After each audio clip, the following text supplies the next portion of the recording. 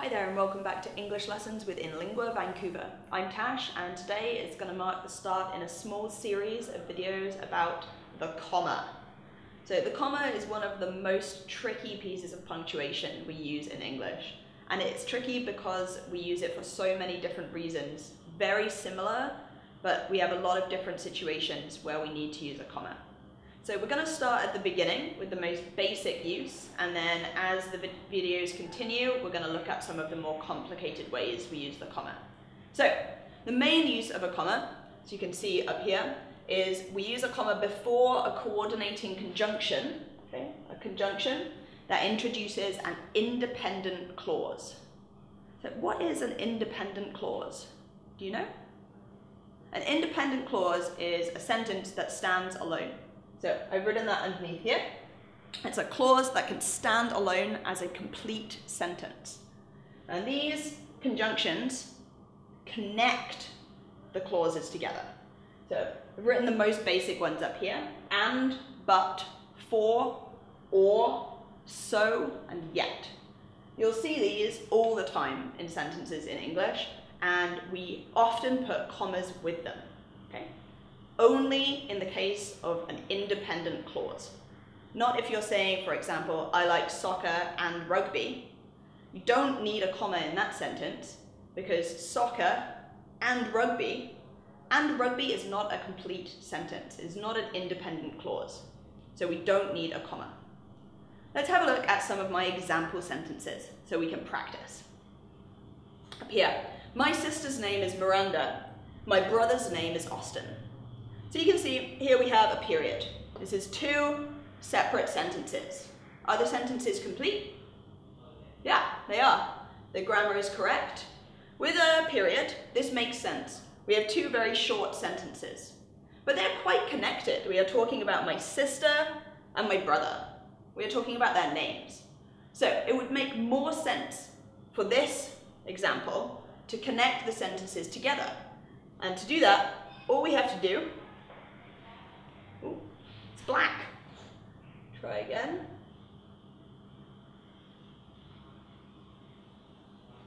Is add the comma and the conjunction. Okay. And you'll notice that I changed this from a capital letter to a lowercase letter because when we have a period, you have to have the capital. So, my sister's name is Miranda and my brother's name is Austin. This comma indicates a breath, a small pause. When we are reading, we need to see the comma so we know when to inhale. Otherwise, we end up talking so much that we run out of breath, and at the end of the sentence have to take a big breath, and that's no good. So commas are really important for when we are reading, so we know when to take these small breaks. My sister's name is Miranda, and my brother's name is Austin. The comma connects but separates these two complete clauses. Let's have a look at the next example. I rushed home. I finished my homework before soccer practice. So, two sentences. Are they complete? I rushed home. It's complete? Yes. I finished my homework before soccer practice. Is it complete? Yes. Do you think these two sentences are connected? I rushed home. Usually we would have a reason for rushing, and in this case, the second sentence gives us that reason. I finished my homework before soccer practice. So, I rushed because I wanted to finish my homework. So these two sentences are very connected, and it would be better to use a conjunction and a comma to connect them.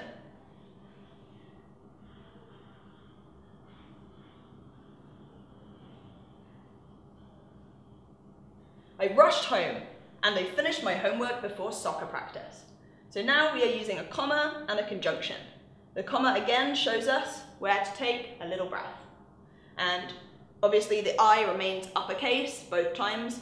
I moved it over to make a space. That's the reason it is red. How about this next example? I'm very good in Spanish, but not in French. So I have a comma here and I have a conjunction. And I have two parts to my sentence. But what is wrong with this? What is wrong with this sentence? There is a mistake. I'm very good in Spanish, but not in French. Do you know? Is this a complete sentence? Not in French. It's not. There is no subject in this part of the sentence, so we know the sentence is incomplete. It is not an independent clause, and that means a comma is incorrect. Can you think of a way to rewrite this sentence so we can use a comma? Keep the same meaning, but instead of having it as one long sentence, we can divide it with a comma. How about, I'm very good in Spanish, but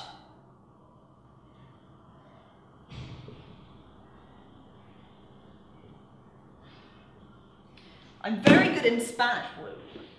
I'm very good in Spanish, but I'm not good in French.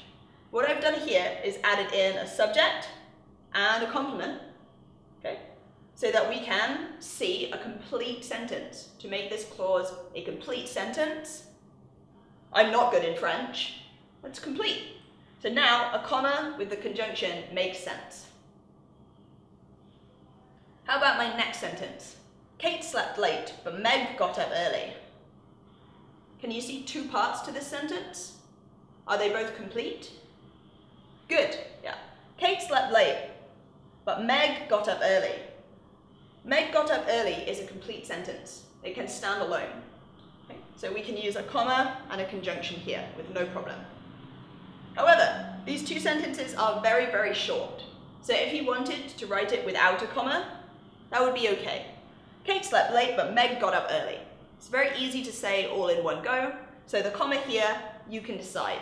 When your introduction is very short, sometimes it's okay to not use a comma. Have a look at my next sentence. I'm going off to the side now. We went to the beach last summer. I finally learned to windsurf. So can you divide this into two? Can you find the two separate parts? We went, okay. Subject, verb. I finally learned, subject, verb. So here is the division between these two sentences. Are they complete? We went to the beach last summer. I finally learned to windsurf. Yes, they are both complete. Would you say they are connected enough to use a comma? These are connected, but not completely. So in this scenario, a comma would be incorrect punctuation. Here you can choose a full stop, a period, make two complete sentences. We went to the beach last summer. I finally learned to windsurf. Or you can use a semicolon. This is acceptable. Semicolon is stronger than a comma. And if you forget how to use a semicolon, go back and check out my other video on that. But here, I think it is best to use a period to separate these sentences completely. So, when else do we use commas? All the time. We use commas after conjunctive adverbs. So you know what an adverb is? A word that describes how something is acting. So adverbs, when it is working as a conjunction, remember our conjunctions up here? And, but, for, these words that connect. So when an adverb works as a conjunction, it links two sentences together, okay? Words like however, finally, furthermore, indeed, meanwhile, nevertheless, therefore. Okay? These big connection words are adverbs acting as a conjunction. So when you see one of these words in a sentence, okay, you will need some punctuation to go with it. So here I have an example for you. I thought I did well on the test. However, I got a C-. You can see after the word however, we need to have our comma, okay? I got a C- is a complete sentence. It is an independent clause, but to connect it to the rest of the sentence, have to have our comma. Okay. And one more thing for this video, we also use commas after introductory phrases. So you know the word introduction, to introduce at the beginning of something? So we can look at some sentences and see that there is a part in the front that is not the main object of the sentence. Since my mother forgot to pack me a dessert, I ate your Twinkie. It's quite a long sentence. Who is the subject of this sentence? Which person is important in this sentence? Can you find them? Is it my mother?